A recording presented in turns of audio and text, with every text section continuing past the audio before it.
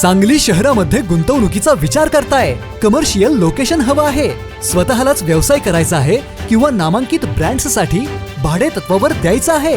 मग डोळे झाकून एकच पर्याय, श्री राजलक्ष्मी मॉल. सांगली जिल्ह्यातील नामांकित, अनुभवी व सुप्रसिद्ध श्री राजलक्ष्मी ग्रुप यांचे श्री राजलक्ष्मी मॉल एकाच छताखाली branded showrooms, restaurant, gym, food court, multiplex theatre, club house, game zone. नुसता मॉलच नाही तर लवकरच सांगलीमधील multi branded entertainment centre. Shri Rajlaxmi mall मध्ये आपली गुंतवणूक करा आणि मिळवा प्रचंड परतावा आणि प्रचंड फायदा. श्री राजलक्ष्मी ग्रुप आता पुण्यामध्ये देखील अनेक गुंतवणुकींचे पर्याय उपलब्ध. नमस्कार, प्राईम न्यूजमध्ये आपल्या सर्वांचे स्वागत. अखिल भारतीय औषध विक्रेत्यांचा दिनांक 20 मे रोजी देशव्यापी बंद होत असताना खानापूर तालुका केमिस्ट अँड ड्रगिस्ट असोसिएशन ही त्यात सहभागी होत आहे. फार्मसी काउन्सिल ऑफ इंडियाचे संचालक विजय पाटील यांनी सांगितले की केंद्र सरकारने इंटरनेटच्या माध्यमातून ऑनलाईन औषध विक्रीबाबत नोटिफिकेशन जारी केले होते, परंतु त्याचे अद्याप कायद्यात रूपांतर झाले नाही. असे असताना देशभरात सर्रासपणे बेकायदेशीर ऑनलाईन औषध विक्री सुरू आहे. दिल्ली उच्च न्यायालयाने ऑनलाईन औषध विक्री स्थगिती दिली असतानाही सरकार याकडे दुर्लक्ष करीत आहे. यासाठी 15 मे ते 19 मे पर्यंत काळ्या फिती लावून काम करून 20 मे रोजी सबंध देशभर कडकडीत बंद ठेवण्यात येणार आहे. पाहूयात काय म्हणालेत ते. आमचे केमिस्ट कार्यकारिणी तसेच आपण सर्व पत्रकार बंधू सर्वांचं स्वागत आहे. अखिल भारतीय औषध विक्रेते संघाचा जो 20 तारखेला 20 मेमध्ये जो बंद आम्ही पुकारला होता, त्या बंदच्या विषयात आपण आज पत्रकार परिषद घेतो आहे. त्यासाठी आपण सर्वजण इथं उपस्थित आहे. आज बंदचं एक्झॅक्ट कारण म्हणजे आपण ऑनलाईन ह्या विषयावरच बंद पुकारलेला आहे. ऑनलाईनमध्ये जे नशेचे इंजेक्शन्स किंवा गर्भपाताच्या गोळ्या वगैरे जे आता मिळायला लागलेत मार्केटमध्ये, आणि ह्याच्यामुळं जो आमचा केमिस्ट लोकांना जो तोटा व्हायला लागला आहे, ह्याच्यावर आमचा मेन फोकस आहे की जिथं काय कुठं गुन्हा घडला तर त्याची चौकशी आधी मेडिकलपर्यंत केली जाते, आणि प्रत्यक्षात आजपर्यंत एकाही मेडिकलवर तशी कारवाई झाली नाही, कारण तिथून ते औषध विक्रीच होत नाही. जी काही सर्व औषध विक्री होतात ते ऑनलाईनच होतात. तिथं ऑनलाईन कस्टमरला आता इंटेरियर तुम्ही खेडेगावात जरी गेला तरी तिथंसुद्धा ते औषध आता उपलब्ध आहेत आणि ते ऑनलाईन मिळवतात, परंतु तिथला नाहक त्रास आमच्या केमिस्टला सोसावा लागतो आहे, जेणेकरून तिथं त्यांची बदनामी पण केली जाते. असे प्रकार ह्याच्या अगोदर 2-3 वेळा विट्यात पण घडला आहे. आमच्या इथं सुद्धा डोके साहेबांनी आमची एक मीटिंग घेतली होती. त्या मीटिंगमध्ये आम्हाला त्याच्याबद्दल मार्गदर्शन केलं होतं. आम्ही त्यांना सहकार्य केलं, पण तसं कुठलाही प्रकार आपल्या इथं घडलेला नाही. आमची लोक व्यवसाय करत असताना ड्रग अँड कॉस्मेटिक ॲक्ट 1940च्या अंडर व्यवसाय करतो आहे, परंतु ऑनलाईनला कसल्याही पद्धतीचं कायदा नाही आणि कायद्याचं पालन नसतानासुद्धा ते त्या पद्धतीनं व्यवसाय करतात, आणि पूर्ण त्याचा त्रासच आमच्या केमिस्ट लोकांना होतो. म्हणजे आम्हाला H1ची औषधं ठेवली तरी त्याचं बिलिंग करावं लागते, प्रत्येक गोष्ट नमूद करावी लागते, परंतु समाजात त्या पद्धतीनं जागृत झाला पाहिजे, त्यांना ते कळलं पाहिजे, पण लोक पण आपली त्यातली माहिती कमी असल्यामुळं जास्त प्रमाणात ऑनलाईनकडे खेचली जात आहेत. कोरोनाच्या काळात जे काय औषध विक्रीसाठी शासनानं परवानगी दिली होती त्याचा धागा धरून जे ऑनलाईन आता चालू आहे, आणि ते ऑनलाईन 100% बंद झालं पाहिजे, ह्यासाठी आदरणीय आप्पांनी विजयभाऊंनी जे प्रयत्न केलेत त्याच्यासाठी आमच्या खानापूर तालुक्यातून 220च्या 220 सभासद त्यांच्याबरोबर आहेत आणि आम्ही त्यात सहभागी झालो आहे. त्याचबरोबर आमच्याकडून कुठल्याही पद्धतीची गैरसोय समाजात किंवा लोकांना होणार नाही ह्याची इमर्जन्सीसुद्धा आम्ही ठेवलेले आहेत.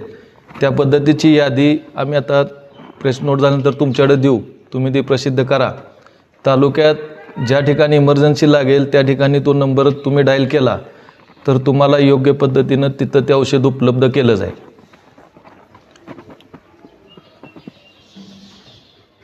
आपण सर्वजण आलात ह्याबद्दल तुमच्या सर्वांचे धन्यवाद.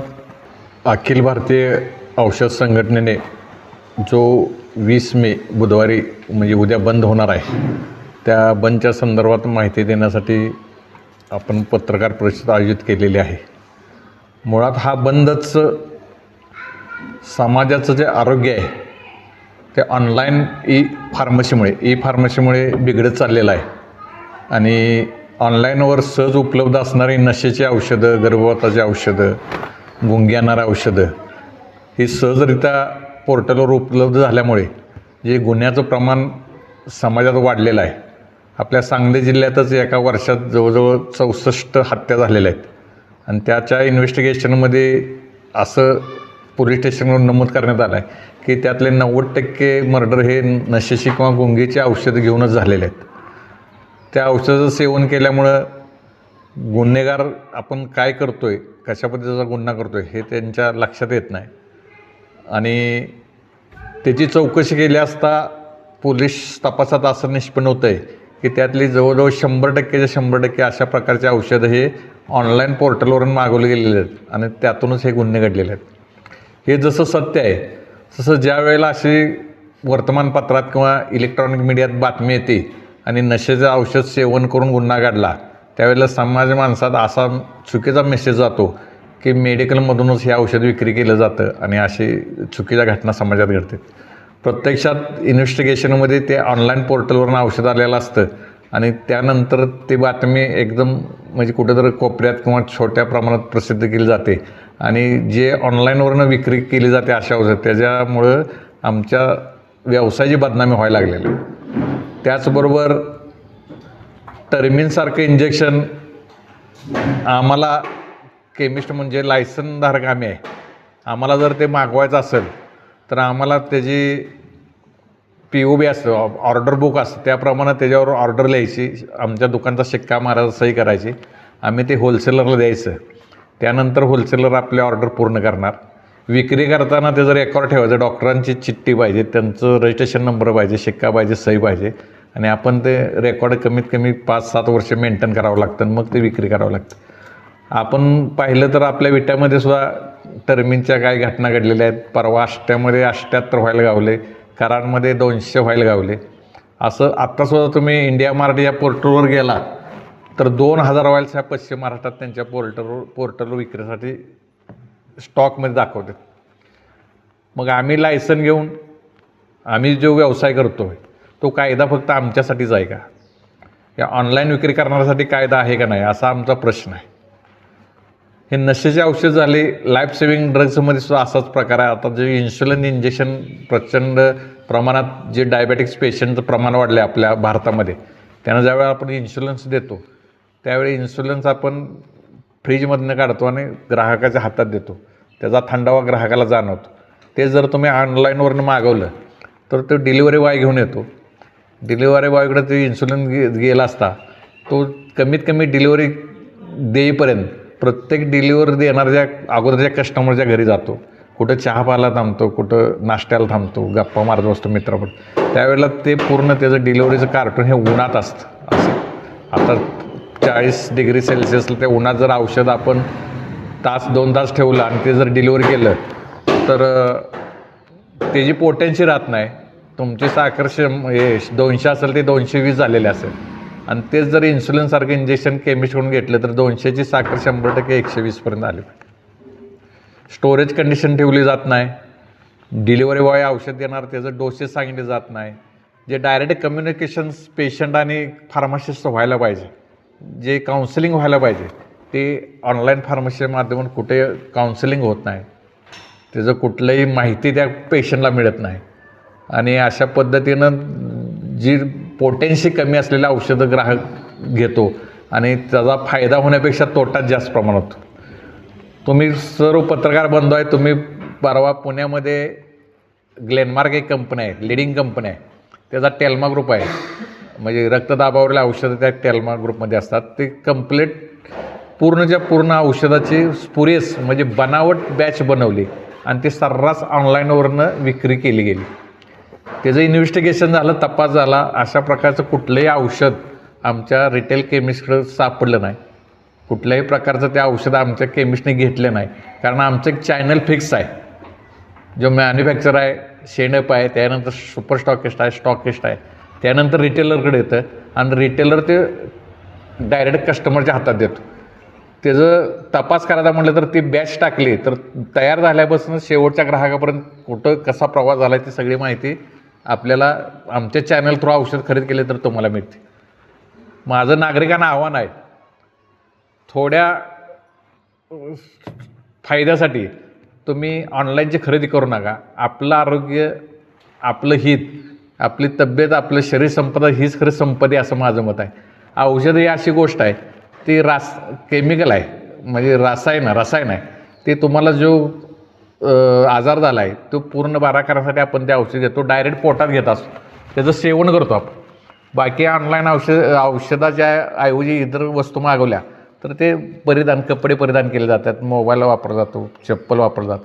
औषध हे डायरेक्ट तुमच्या आरोग्याशी निगडीत विषय आहे आणि तिथं कुठेही तुम्ही ऑनलाईनच्या कॉम्प्रोमाइज न करता, ऑनलाईनच्या नादी न लागता, आपला जो केमिस्ट आहे, फार्मासिस्ट कसा घरचा किराणावाला असतो तसा घरचा केमिस्ट आहे, फार्मासिस्ट आहे, त्याच्याकडून औषध घ्यावीत आणि तुमचं आरोग्य सांभाळावं, ही असे आमच्या संघटनेची प्रमुख मागणी आहे. मुळातच हा जो बंद आहे तो बेकायदेशीर जो व्यवहार चालला ऑनलाईन फार्मसी, त्याच्या विरोधात विजयराव आपला हा बंद आहे. मुळातच ऑनलाईनमध्ये औषध विकायला परवानगीच नाही आहे. हे जे 21 पोर्टल आहेत ते बेकायदेशीर व्यवहार करतात असं आमचं मत आहे ना. आम्ही त्याच्याबद्दल मद्रास हायकोर्ट, दिल्ली हायकोर्ट ह्याच्यामध्ये आपण केसेस दाखल केले आहेत. तिथं त्या कोर्टाने स्थगिती दिलेली आहे, विक्रीला स्थगित दिलेलं आहे.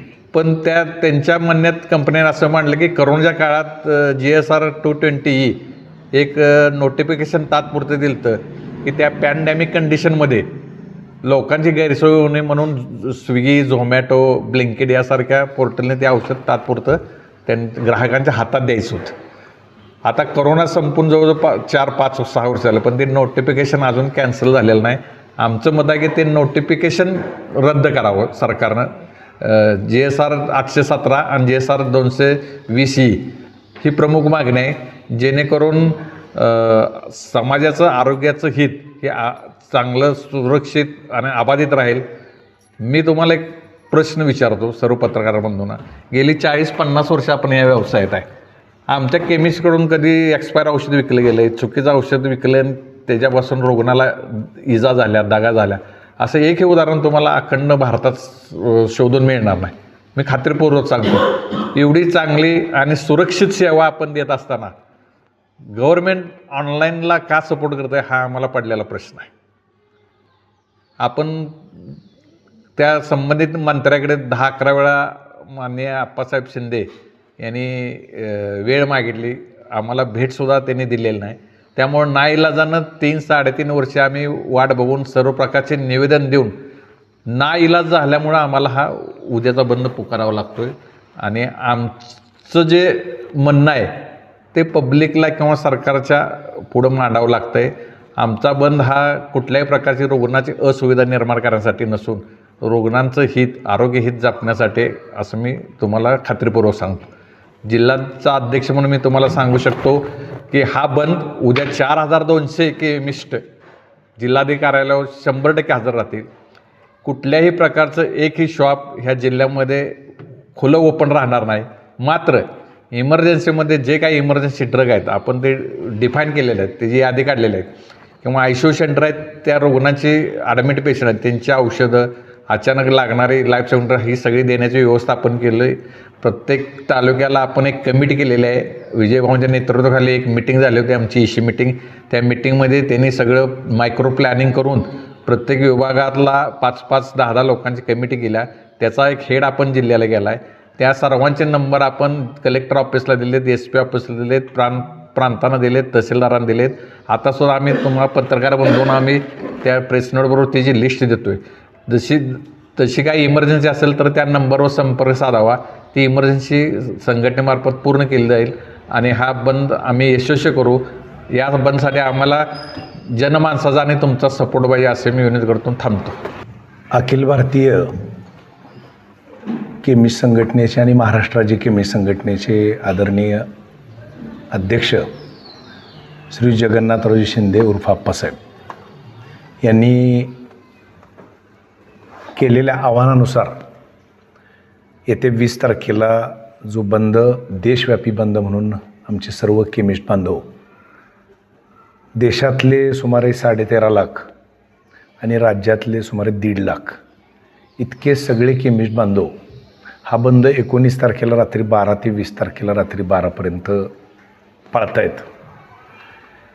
आमच्या जिल्ह्याचे अध्यक्ष भरत सावंत आणि तालुक्याचे अध्यक्ष श्री फैयाज शेख यांनी बंदची कारणं याच्याबद्दलची पूर्ण माहिती दिली. काही प्रश्न मला आपल्या माध्यमातून, पत्रकार बंधूंच्या प्रिंट आणि न्यूज मीडियाच्या माध्यमातून समाज माध्यमाच्या समोर न्यायचे आहेत. एक, आपल्या देशाचे पंतप्रधान आग्रही आहेत आणि मी त्या गोष्टीचं समर्थन करतो आहे की कमीत कमी परकीय चलन हे देशाच्या बाहेर गेलं पाहिजे. जेव्हा ऑनलाईन इंटरनेट फार्मसीचा वापर केला जातो आहे, गैरवापर केला जातो आहे, कायद्याचं उल्लंघन केलं जातं आहे, अशा वेळेला हे सगळे खरेदीचे पैसे, ग्राहकांचे पैसे हे ॲमेझॉन, फ्लिपकार्ट, फार्मिझी अशासारख्या ज्या कंपन्यांच्याकडे जात आहेत ते नेमके कुठं जात आहेत? काही कंपन्या निश्चितपणे भारतीय पण आहेत, पण ज्या कायद्यान्वये औषधाच्या विक्रीचं धोरण या देशाचं ठरलेलं आहे त्या कायद्याला धरून हा व्यवसाय, हा व्यापार ऑनलाईनवर चालू नाही आहे. आपण सर्वसामान्य माणूस कुठल्याही मेडिकल स्टोअरवर गेला तर तिथं 2 वर्षापासून 5 वर्षापर्यंतचं फार्मसीचं शिक्षण पूर्ण केलेला नोंदणीकृत भिषक फार्मासिस्ट हा तिथं उपस्थित असतो. उपस्थित नसेल तर त्याच्यावर कारवाई करण्याचा कायदा आणि त्याचे निरीक्षक, इन्स्पेक्टर्स हे कायदेशीर कारवाई करतात.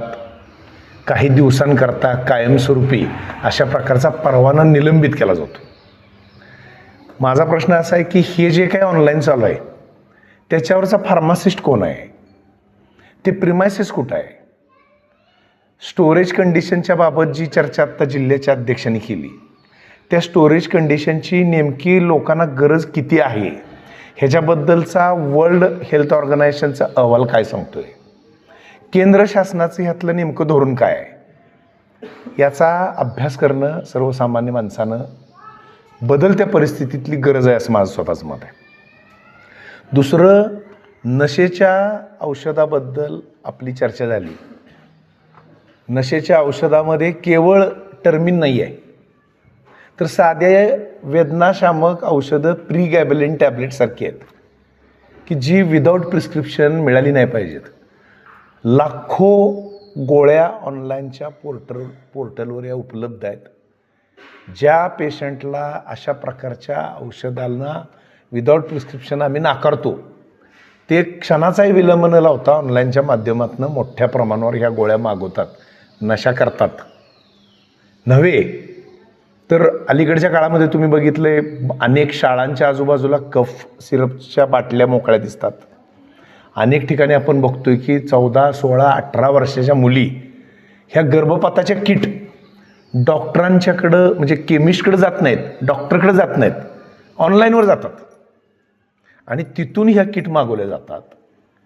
ह्या किट अशा प्रकारे ऑनलाईनवर उपलब्ध होतात. याकरता मंत्रालयासारख्या मोठ्या स्तरावरच्या मंत्री महोदयांच्या नावावर अशा प्रकारच्या किट मागवून आम्ही पोच केलेले आहेत. आम्ही मागणी केली आणि आमचा पत्ता मंत्रालय दिला. म्हणजे ही बाब शासनाच्या लक्षात यावी याकरता केलेला हा प्रयोग आहे, मुद्दाम केलेली गोष्ट नाही आहे. मग प्रश्न येतोय तो आरोग्याचे संरक्षक म्हणून समाजानं दिलेली जबाबदारीतला एक घटक डॉक्टर आणि त्याच्या पाठोपाठ औषध वितरक आणि परिचारिका म्हणून प्राधान्यानं आपण बघतो. ती सिच्युएशन आपण पॅन्डेमिक सिच्युएशनमध्ये बघितलेली आहे. मग ज्या ऑनलाईनच्या माध्यमातून हा कांगावा केला जातोय की आम्ही कमी दरात औषध देतोय, त्यांना आमचा प्रश्न आहे की आपण जे कमी दरात औषधाची विक्री करताय त्याचे हँडलिंग चार्जेस, त्याचे सर्व्हिस चार्जेस, वर औषधाचं किंमत वर वेगळी लिहिलेली असती आणि खाली या नावाखाली पुन्हा त्याची किंमत आहे तिथून आमच्यापेक्षा जास्त सुद्धा काही ठिकाणी आपल्याला आहे असं लक्षात येतं. दुसरं असं की ज्यामध्ये औषधच नाही, ज्याचा उल्लेख अध्यक्षांनी टेल्मा उच्च रक्तदाबाच्या औषधाबद्दल केला, त्या उच्च रक्तदाबाच्या औषधामध्ये जर त्या टॅबलेटमध्येच मुळात चारकोल नाहीतर ग्लुकोजसारखाच घटक असला तर मग केवळ त्याच्यामध्ये मिळणारा डिस्काउंट किफायतशीर औषधं मिळतात, याच्या पलीकडे जाऊन ते औषध जर त्यानं 10 दिवसाच घेतलं असलं, 30 दिवसाच घेतलं असलं तर सलग त्या 30 दिवसामध्ये वाढणारा रक्तदाब आणि त्याच्या शरीरावर केवळ हृदयावर नाही अदर ऑर्गनसुद्धा आहेत त्याच्यावर होणारा परिणाम, ह्या सगळ्या गोष्टींचा विचार शासनानं करावा, याची गंभीर दखल घ्यावी. खरं तर बंद हा आपण पत्रकार बंधू गेली अनेक वर्ष पाहताय. मागचा आमचा शेवटचा बंद हा 28 जुलै 2018 या दिवशी झाला होता. मग इतक्या दिवसानंतर आम्ही वारंवार मागण्या केलेल्या आहेत. मागण्या करून आमच्या मागण्यांना ज्या वेळेला दाद दिली जात नाही अशी गोष्ट आली, त्या काळानंतर लेखी, तोंडी, मौखिक आणि रिटन कम्युनिकेशन गव्हर्नमेंटशी केलं आहे. ह्या सगळ्या गोष्टीनंतर जर आज अखेर या सगळ्या गोष्टीला न्याय मिळत नसेल तर आम्हाला नाईलाजानं हा बंद करावा लागतो.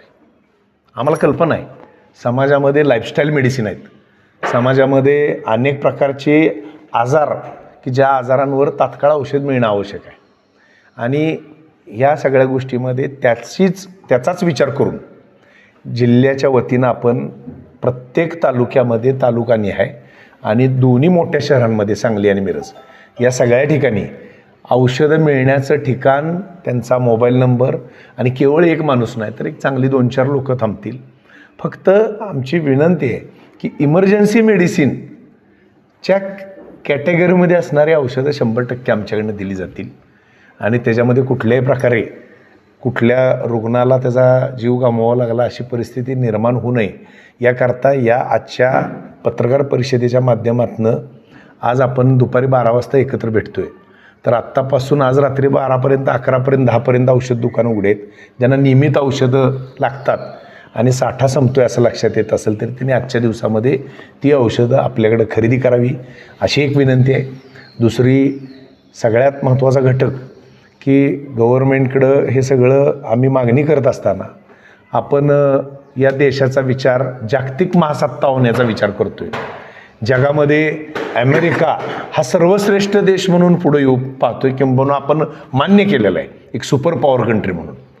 तर त्या सुपर पॉवर कंट्रीमध्ये मागच्या 2 वर्षामध्ये 200पेक्षा जास्त ऑनलाईन पोर्टलवर अशा प्रकारच्या नशेच्या औषधाचा सर्रास वापर केला जातोय म्हणून रितसर कायमस्वरूपी बंदी आणली आहे. मग बाकी सगळ्या गोष्टीचा आदर्श जर आपण सुपर पॉवर म्हणून घेत असलो तर आमचा समाज, आमचे भारतीय लोक ह्यांचा विचारसुद्धा या बाबतीमध्ये केला जावा. छोटी छोटी बरीच उदाहरणं आहेत पण वेळेचं भान राखून माझी सगळ्या नागरिकांना विनंती आहे आणि ह्या अशा संवेदनशील विषयामध्ये पुन्हा अशा प्रकारचा बंद हा होऊ नये या दृष्टीनं आमच्या विषयांची दखल घ्यावी. खानापूर तालुका आणि पंचक्रोशीतल्या विट्यातल्या आमच्या विट्यातल्या लोकप्रतिनिधींनासुद्धा म्हणजे आमदार सुहासबाया बाबर यांना काल आम्ही निवेदन रीतसर आमच्याकडनं दिलेलं आहे. त्यांनी आम्हाला आश्वासित केलं की आज ते स्वतः मुख्यमंत्री महोदयांच्याकडे आहेत तर ते संघटनेची आणि केमिस्ट व्यावसायिकांची बाजू त्या ठिकाणी मांडण्याचा प्रयत्न करणार आहेत. दुसरं या जिल्ह्याचे खासदार विशाल पाटील साहेब आहेत, त्यांनीसुद्धा खरं तर हा विषय त्यांच्याशी जास्त निगडीत आहे, सेंट्रल कायदा या सगळ्या गोष्टीला आहे.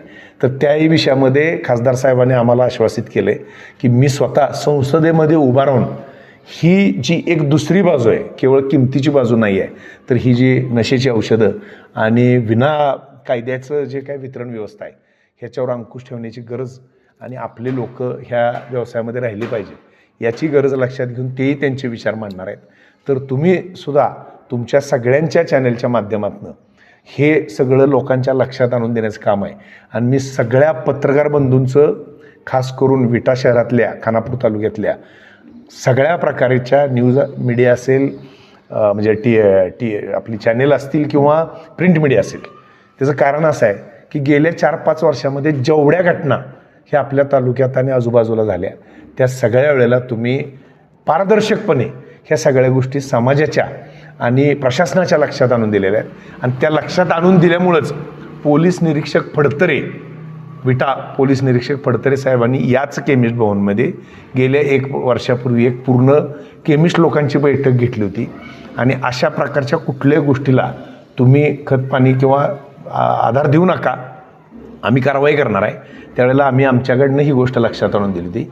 आणि एक शेवटची बाब लक्षात आणून देऊ इच्छितो की एका चांगल्या वर्तमानपत्रानं सांगली जिल्ह्यामध्ये स्टिंग ऑपरेशन केलेलं आहे की जी काय 64 हत्या किंवा अशा प्रकारच्या गुन्हेगारीला जे बळ मिळतंय त्याच्यामध्ये केमिस्टचा समावेश आहे का, तर 10 ठिकाणी त्यांनी हे स्टिंग ऑपरेशन केलं. त्यातल्या एकाही मेडिकल व्यावसायिकानं, आमच्या औषध व्यावसायिकानं, आमच्या कुठल्याही रिटेलरनं एकही औषध विदाऊट प्रिस्क्रिप्शन त्या ठिकाणी दिलं नाही. म्हणजे कायद्याचा जास्तीत जास्त करेक्ट अंमलबजावणीचा भाग हा आमचा केमिस्ट करतो. तर या एका दिवसाकरता आपण सगळ्यांनी सहकार्य करावं. आपण सगळेजण इथं आला त्याबद्दल धन्यवाद.